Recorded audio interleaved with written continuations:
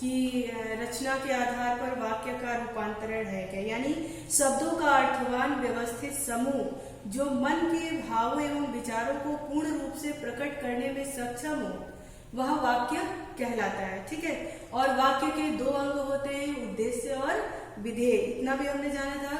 उसके बाद से उद्देश्य का विस्तार क्या कहलाता है और विधेय का विस्तार क्या कहलाता है, ये भी हम लोग जाने थे, है ना। इतना तो हम लोगों ने देखा था ना, सुना, पढ़ा था।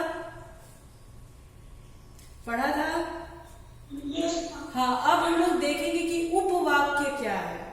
ये तो वाक्य के बारे में हो गया। अब हम लोग देखेंगे कि उपवाक्य क्या है, यानी किसी एक वाक्य में आए छोटे छोटे वाक्यों को उपवाक्य कहते हैं। उपवाक्य किसे कहते हैं? एक वाक्य में आए छोटे छोटे वाक्यों को उपवाक्य कहते हैं। जैसे मैं स्कूल नहीं जाऊंगी क्योंकि मुझे बुखार है। मैं स्कूल नहीं जाऊंगी क्योंकि मुझे बुखार है। उसने कहा कि आज स्कूल बंद है। उसने कहा कि आज स्कूल बंद है। यानी एक वाक्यों में जो छोटे छोटे किसी वाक्य में जो छोटे छोटे वाक्यों का उपयोग हुआ, यानी एक वाक्य में दो दो जहां पे बढ़ गए हैं, उसको हम क्या कहते हैं? उपवाक्य। जैसे मैं स्कूल नहीं जाऊंगी एक वाक्य हो गया, क्योंकि मुझे बुखार है। तो ये एक वाक्य में ही छोटे छोटे वाक्य हो गए, दो वाक्य हो गए। मैं स्कूल नहीं जाऊंगी क्योंकि मुझे बुखार है। तो इसी को क्या कहते हैं? एक ही वाक्य में जब और भी छोटे बड़े वाक्य जुड़ जाते हैं तो इसको हम कहते हैं उपवाक्य। आई बात समझ में कि उपवाक्य किसे कहते हैं? हाँ, अब उपवाक्य के भी दो भेद होते हैं। उपवाक्य के भी दो भेद होते हैं, एक प्रधान और एक आश्रित। प्रधान उसे कहते हैं जो मेन हो, वाक्य का जो मेन बात हो, उसको प्रधान कहते हैं। और दूसरा वाक्य जब पहले वाक्य पर आश्रित होता है, जैसे इसमें दिया था कि उसने कहा कि आज स्कूल बंद है। उसने कहा कि आज स्कूल बंद है, तो स्कूल बंद है क्या है? वो मेन, उसने कहा, उस पर आश्रित है। तो उसने कहा, ये क्या हो गया? आपका मतलब प्रथम हो गया, मेन पॉइंट हो गया। ठीक है, ये तो इसलिए उसको हम क्या कहेंगे? प्रधान वाक्य कहेंगे। और स्कूल बंद है, तो उसने कहा पे स्कूल बंद है, वो क्या हो गया? उस पे आश्रित हो गया, प्रधान वाक्य पर आश्रित हो गया।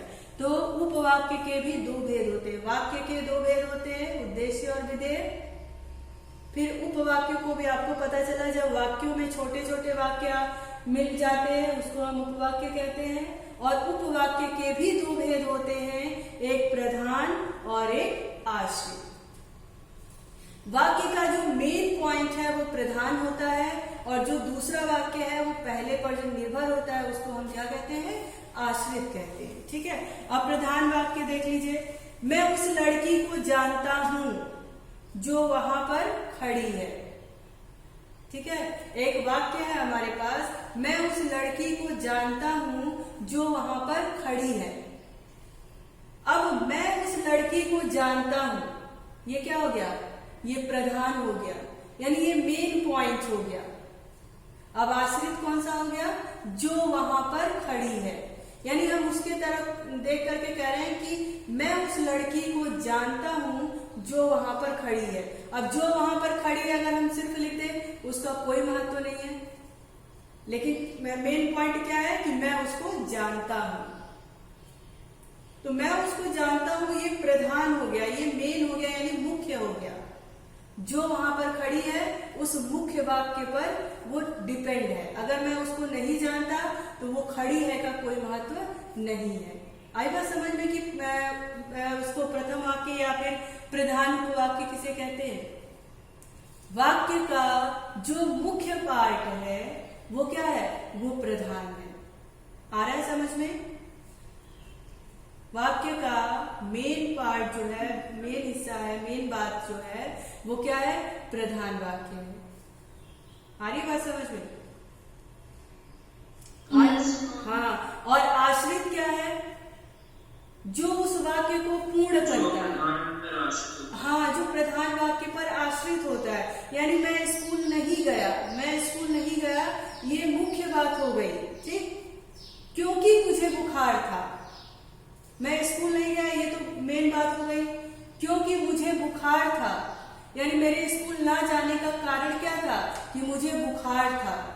तो मुझे बुखार था, ये क्या हो गया आपका आश्रित वाक्य हो गया। और मैं स्कूल नहीं गया, ये क्या हो गया आपका प्रधान वाक्य हो गया, प्रधान उपवाक्य। हाँ उपवाक्य बोलेंगे ना? हाँ उपवाक्य बोलेंगे इसको। तो ये हमारा क्या हो गया प्रधान उपवाक्य हो गया कि मैं स्कूल नहीं गया। भाई नहीं स्कूल गया तो कुछ रीजन होगा, उसका कोई कारण होगा। तो कारण ये था कि मुझे बुखार था, इसलिए मैं स्कूल नहीं गया। तो मैं स्कूल नहीं गया, ये प्रधान वाक्य हो गया। और मुझे बुखार था, वो आश्रित वाक्य हो गया। पहले वाक्य का वो पूरक हो गया। पहला वाक्य मेरा उस वाक्य से पूर्ण हुआ, वो क्या हो गया आश्रित हो गया। आ रहा समझ में? उपवाक्य किसे कहते हैं? वाक्यों में छोटे छोटे वाक्य जो आते हैं उसे हम उपवाक्य कहते हैं। और उपवाक्य के मुख्यतः दो भेद हैं, एक प्रधान उपवाक्य और दूसरा आश्रित उपवाक्य। दोनों आपने समझ लिया कि किसे कहते हैं। अब देखिए आश्रित उपवाक्य के भी तीन भेद होते हैं। आश्रित उपवाक्य के भी तीन भेद होते हैं। कौन कौन से? संज्ञा उपवाक्य, विशेषण उपवाक्य और क्रिया विशेषण उपवाक्य। आई बात समझ में? वाक्य के दो भेद होते हैं, उद्देश्य और विधेय।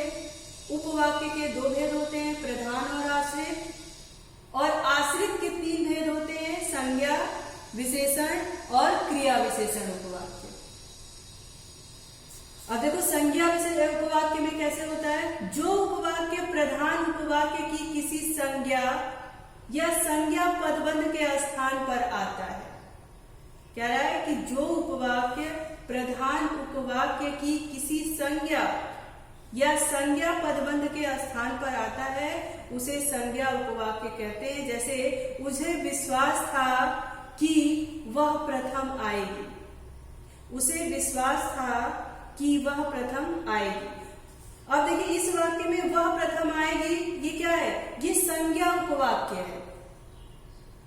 वह प्रथम आएगी ये क्या है? यह संज्ञा उपवाक्य। और संज्ञा उपवाक्य अधिकतर प्रधान उपवाक्य के की योजक द्वारा जोड़ी जाती है। ध्यान दीजिएगा यहाँ पर कि जो संज्ञा उपवाक्य है वह अधिकांशतः क्या होता है उसका की, जो योजक चिन्ह है की, यहाँ पे की लगा है ना, उसे विश्वास था कि वह प्रथम आएगी, यानी उसे विश्वास था और वह प्रथम आएगी के बीच में की योजक लगा हुआ है, तो उससे उसको जोड़ा जाता है योजक द्वारा, यानी की योजक द्वारा उसको जोड़ा जाता है। यदि संज्ञा उपवाक्य के आरंभ में आ जाते हैं तो उनके साथ की का प्रयोग नहीं होता। यहाँ पे और ध्यान दीजिएगा, यदि संज्ञा उपवाक्य वाक्य के आरंभ में आ जाते हैं, यानी पहले ही आ जाते हैं, तो वहां पर की नहीं लगाया जाता है। लेकिन संज्ञा अगर मध्य में आते हैं तो वहां पर की योजक से उसको जोड़ा जाता है। अब देखिए आरंभ में कैसे होगा? तुम नहीं आओगी मैं जानता था। यहां पे क्या हो गया? तुम। अब आप कहोगे तुम तो मैम सर्वनाम में होता है, लेकिन यहाँ पे सिर्फ संज्ञा की बात की गई है ना, इसका प्रयोग संज्ञा के स्थान पर ही हुआ है, इसलिए इसको संज्ञा ही यहाँ पे कहा जा रहा है। तो देखिए यहाँ पे संज्ञा क्या आ गया? संज्ञा यहाँ पर पहले आ गई, तो यहाँ पर की योजक नहीं जोड़ा गया। तुम नहीं आओगे मैं जानता था। आ रहा है समझ में? आ रहा है समझ में? आ रहा है समझ में? हाँ देखिए पहले वाले में क्या था?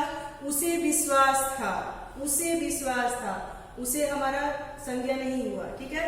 वह प्रथम आएगी, ये हमारा संज्ञा, यानी वाक्य के दूसरे उसमें आया है, तो यहाँ पर बीच में क्या जोड़ा गया है? की योजक चिन्ह जोड़ा है।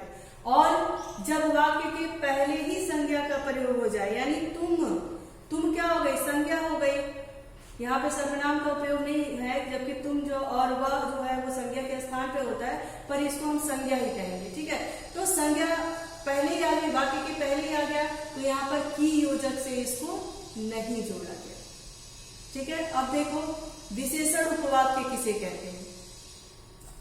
जो आश्रित उपवाक्य यानी प्रधान नहीं, जो आश्रित है, प्रधान वाक्य पे जो आश्रित उपवाक्य है, प्रधान उपवाक्य में किसी संज्ञा या सर्वनाम की विशेषता बताता है।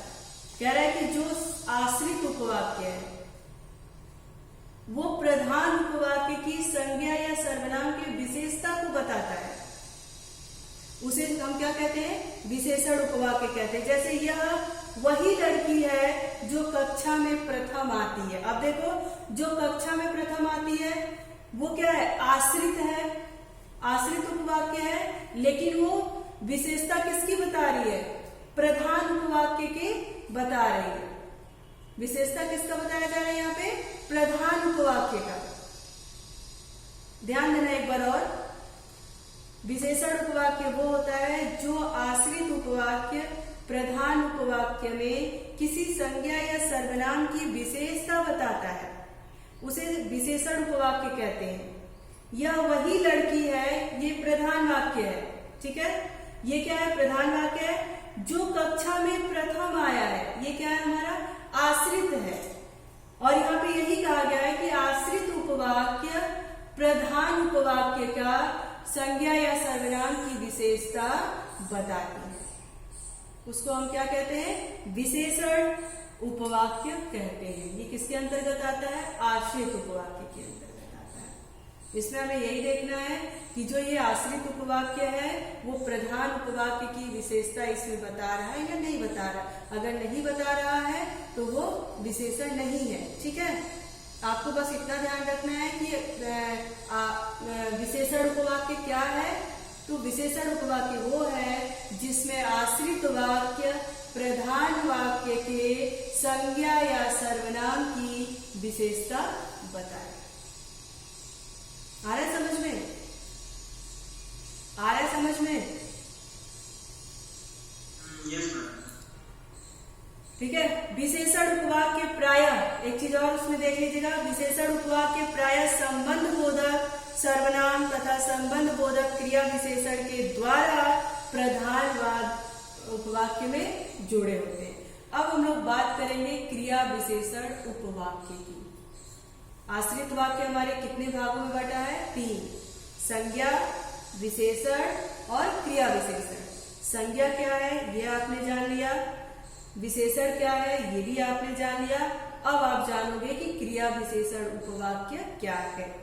तो देखिए, जिस आश्रित उपवाक्य का प्रयोग क्रिया विशेषण की तरह किया जाता है, जिस आश्रित वाक्य का प्रयोग क्रिया विशेषण की तरह किया जाता है अथवा जो क्रिया की विशेषता बताता है। आपको पता ही है कि क्रिया विशेषण किसे कहते हैं? जो विशेषता की जो क्रिया की विशेषता बताता है ना, उसको हम क्रिया विशेषण कहते हैं। तो वही वो कह रहे हैं कि जिस आश्रित उपवाक्य का प्रयोग क्रिया विशेषण की तरह किया जाता है अथवा जो क्रिया की विशेषता बताता है उसे हम क्रिया विशेषण उपवाक्य कहते हैं। जैसे जहां जहां हम गए हमारा आदर सत्कार हुआ।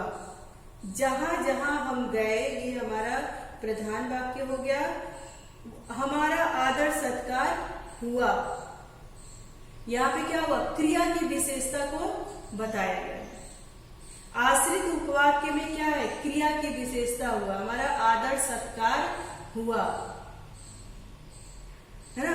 और जहां जहां हम गए, तो जो आश्रित उपवाक्य का प्रयोग क्रिया विशेषण की तरह ही किया गया है। तो ये आदर सत्कार जो है वो क्रिया की विशेषता है। हमारा जो सम्मान हुआ, जो आदर हुआ वो बहुत ही अच्छे से हुआ, आदर सत्कार हमारा हुआ। इस वाक्य में हमारा आदर सत्कार हुआ मुख्य उपवाक्य है तथा जहां जहां हम गए ये क्रिया विशेषण का उपवाक्य है। जहां जहां हम गए ये क्रिया की विशेषता है। तो कह रहा है कि हमारा आदर सत्कार हुआ ये मुख्य उपवाक्य है और जहां जहां गए ये क्या है? हमारा क्रिया विशेषण है। और क्रिया विशेषण की परिभाषा में भी आपने जाना कि जिस आश्रित उपवाक्य का प्रयोग क्रिया विशेषण की तरह किया जाता है, की तरह किया जाता है अथवा जो क्रिया की विशेषता बताता है उसे हम क्या कहते हैं? क्रिया विशेषण कहते हैं। यहां तक कोई परेशानी आप लोगों को? यहां तक कोई परेशानी?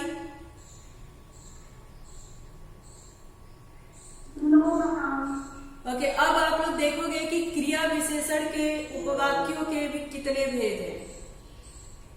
ठीक है, अब हम देखेंगे कि क्रिया विशेषण के उपवाक्य के कितने भेद हैं। तो उसके 5 भेद हैं। कौन कौन से भेद हैं? कालवाचक, रीतिवाचक, स्थानवाचक, परिमाणवाचक और परिणामवाचक। ध्यान दीजिएगा, परिमाण और परिणाम है क्या ये सब आता है पेपर में? आता है। जब उपभेदों के भेद अगर पूछ लेगा ना, अगर भेदों के भेद पूछ लेगा तो कहां से करोगे भाई? आएगा तो इसी चैप्टर से ना। लेकिन अगर भेदों के भेद में अगर कोई सवाल पूछ लिया तो जब जानोगे नहीं तो कैसे करोगे? और ये इस तरह के चैप्टर में उपभेदों से ही प्रश्न ज्यादातर पूछा जाता है। ठीक है, तो अब देखो क्रिया विशेषण के भी कितने भेद होते हैं, उपभेद होते हैं। क्रिया विशेषण उपवाक्यों के 5 होते हैं। कालवाचक, रीतिवाचक, स्थानवाचक, परिमाणवाचक और परिणामवाचक। ध्यान दीजिएगा, परिमाण और परिणाम में अंतर है। परिमाण क्या होता है? नाप तौल की बात करता है। और परिणाम क्या होता है? ये रिजल्ट की बात करता है ना। रिजल्ट सिर्फ अंकों का रिजल्ट नहीं है, आपका पढ़ाई होता वैसा वाला नहीं। कोई भी काम हमने किया तो उसका जो नतीजा निकला, जो रिजल्ट आया, जो परिणाम निकला, वो परिणाम। ठीक है, और परिमाण क्या होता है? ये नाप तौल की बात करता है। इसमें थोड़ा कंफ्यूजन होता है तो इसको पहले से ही क्लियर रखिएगा। परिमाण यानी माप तौल, क्वांटिटी की बात करेगा। ठीक, और परिणाम रिजल्ट की, फल की बात करेगा। फल पेड़ वाला नहीं। कोई भी काम हम कर रहे हैं तो उसमें हमको क्या परिणाम आया, क्या फल आया, क्या रिजल्ट उसका आया, उसकी बात करेगा। तो ये परिणाम और परिमाण में अंतर रखिएगा। ठीक है, अब देखो कालवाचक उपवाक्य क्या होता है। कालवाचक उपवाक्य में ये होता है जिस क्रिया में, क्रिया विशेषण के उपवाक्य में समय को सूचित करता, जहां पे हमें पता चले कि ये क्रिया किसी समय के अंतर्गत हो रही है, उसमें समय की सूचना मिल रही है, तो वहां पे क्या होगा? हमारा कालवाचक उपवाक्य होगा। जैसे जब मैं घर पहुंचा तब बिजली चली गई।